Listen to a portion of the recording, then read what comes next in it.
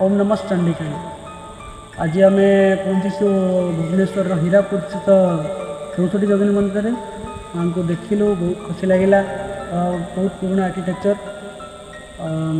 जो आज यहाँ माने पूरा मंदिर ऊपर किसी शिखर ना कि पूरा ओपन स्पेस रे माँ ये अच्छा जेहेतु ये पंचभूतर साधना कराला 64 जोगिनी को लेकिन से मंदिर पूरा खोला कर रखा जाए।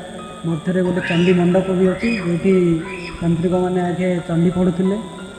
यही मंदिरटी भौमकर वंशर राणी जी हीरा देवी थे 1864 सी रे मंदिर को एस्टाब्लीश कर जोगिनी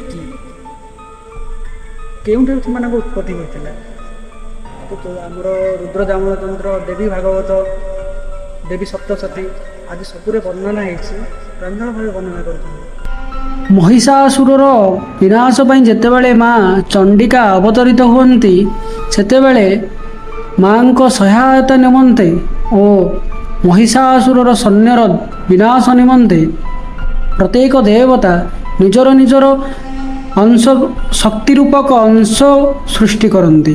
सेमाने यथाक्रमे महेश्वरंक ठारू माहेश्वरी, विष्णुंक ठारू वैष्णवी, इंद्रंक ठारू इंद्राणी, कुमार कार्तिकंक ठारू कौमारी, ब्रह्मांक ठारू ब्रह्माणी, नरसिंहंक शक्ति नारसिंह, बराहंक शक्ति बराह और यथाक्रमे चामुंडा ये समस्त देवी को सहायता करते एवं यही सबू देवी मानक सहायता निमंते सेमानकर अष्ट सहचरी मध्य सेमानक सहित उत्पन्न होइथिले। सेही गुडी को ही आमे 64 जोगिनी रूप में पूजा करि थाउ।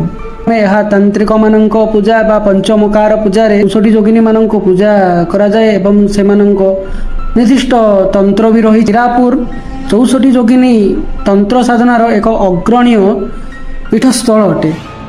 आपण माने भी एठाकू आसंतु और यार जो आध्यात्मिक एवं अलौकिक शक्ति रही आपण निजे अनुभव करि परिबे।